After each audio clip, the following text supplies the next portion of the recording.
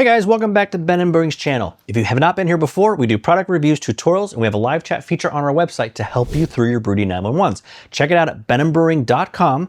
Lower left-hand corner, little chat icon. Chat us up, ask any questions. We're happy to help. Today's video, we're actually doing kind of a part 2 of an experiment we started about a month or so ago. We originally wanted to try to brew a low ABV seltzer. We were shocked by the results and very, very happy with it. We wanted to push the yeast even further with a 9% version. Let's see how it comes out.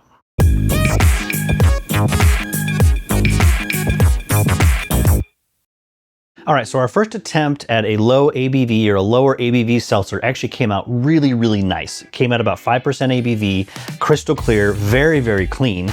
And that got us excited to see if we could push the yeast further to do something in kind of the more than 9% range to give you more options if you're wanting to add some flavor to it or actually mix it down into more of a cocktail situation. All the methods we deployed in our first attempt actually, I think, really helped to make a very clean and neutral flavored seltzer. You can check out that video link below. Make sure you finish this video first before you skip off and watch that one. Those same theories will still apply. However, we want to see by stressing the yeast a bit more and pushing them further if we can still maintain that same clean, neutral profile that we had from our first batch. Our brewing technique is going to be the same. The recipe is the same except for adding an additional almost a full pound of corn sugar to the mass to boost that alcohol content.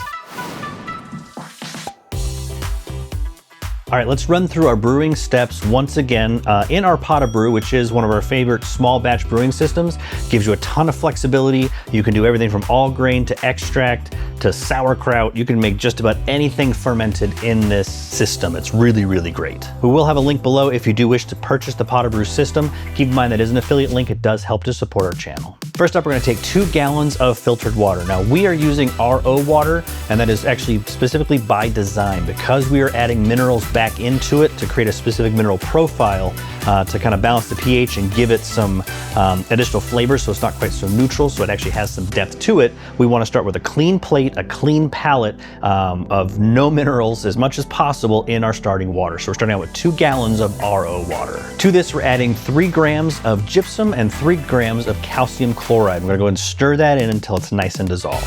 Gonna go ahead and turn on the heat to our Pot-au-Brew system, and as it's heating up, we're gonna go ahead and start to pour in all of our sugar. Total amount of sugar needed for this particular batch is 2 pounds and 8 ounces. It is quite a bit for such a small batch. And if you watched our prior video, you know we're specifically going with corn sugar because it should have an extremely clean and extremely neutral flavor profile compared to other types of sugar, like a beet sugar.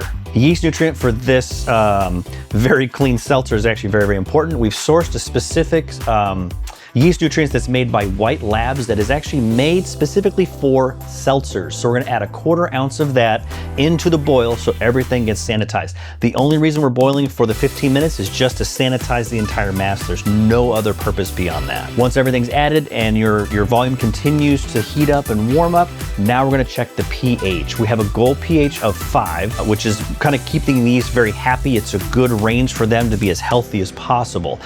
When we first do the readings on it, it's obviously going to read very alkaline, so we need to add acid to bring it back down to that 5.0 range. For this purpose, we're actually using lactic acid, and if you are doing this and you've never done this before, it is such a small amount of acid. We're talking drops, so between 5 and 8 drops of this lactic acid, depending on the concentration you're using, should bring it down within the range that we're shooting for.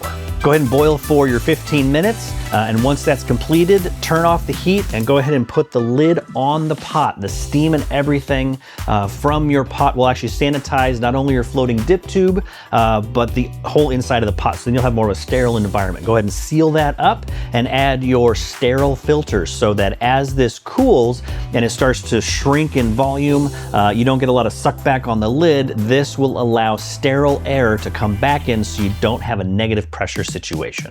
We're gonna let this cool down to about 80 degrees or so. You can actually let it get cooler than that, but 80 is gonna be about the warmest you're gonna wanna let it be at for this next step.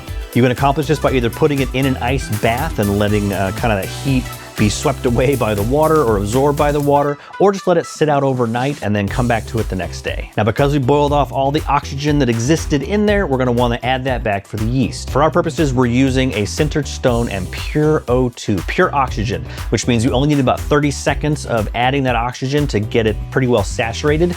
If you do not have an oxygen tank and a sintered stone, you can accomplish the same thing by using an aquarium with an inline sterile filter and a sintered stone. You may have to do it for 5 or 6 minutes to kind of achieve the same results, but you'll still get there in the end. We're gonna be adding a tilt hydrometer to our Pot-au-Brew just to make sure we can track the gravity as it is continuing. That's gonna be very, very important. Our first batch that we did, it took a lot longer than I thought it would to ferment out, which makes sense when you think about it because it's a challenging environment for the yeast to be healthy enough to tolerate the alcohol level.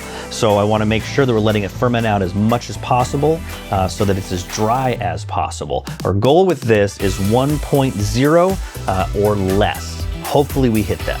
Once you've reached your oxygen saturation and you're at a good pitching temperature, which 80 degrees should be fine because we are doing this under pressure, so we can actually push those temps up a little bit, we're gonna go ahead and pitch our yeast. Now, in our first batch, we did a California ale yeast from White Labs. This time I'm actually using a dried yeast, US-05, should have a very same clean flavor profile, so we should get good results from both of those yeasts. Now, you're not done with the fermentation process yet. You have to do a couple more things once this starts to ferment. So after about 24 hours, when you see active fermentation, you're gonna wanna add another 1/4 ounce of that yeast nutrient into kind of the mass of everything so that the yeast are continually being fed those nutrients since it doesn't already exist in just the sugar wash that we have.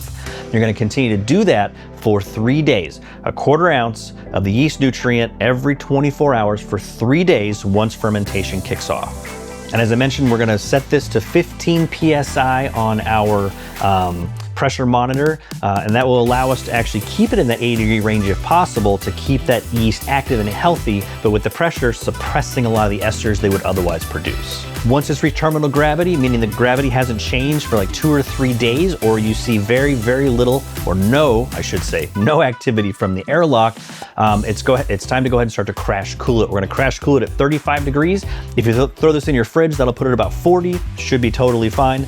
After about a day or 2 of it being crash cooled, we're gonna add a clarifier, Biofine, which will help the yeast to drop out of suspension and clarify it because we want it to be as clear and bright as possible. Interestingly, with our first batch we did, I didn't have to add a clarifier. It dropped bright very quickly on its own. We may not have to do it this time, I don't know, because that 9% might push the yeast and they may not drop out of suspension as fast. Once you've added the Biofine, go ahead and give it another 3 days. Under carbonation pressure, you have to have a way to carbonate this thing. Because we keep opening it up to add the yeast nutrient to it, you're releasing a lot of that pressure, so you are going to need an additional source of CO2 to make sure that it carbonates.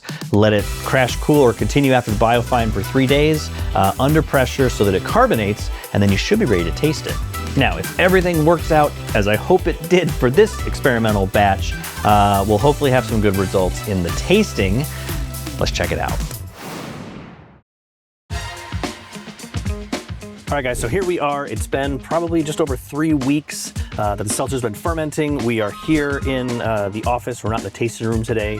As a reminder, of course, Christy, my partner in crime, is with me. She is again producing today, so you will not be seeing her on camera, but she will be giving us her thoughts kind of off to the side as we go through.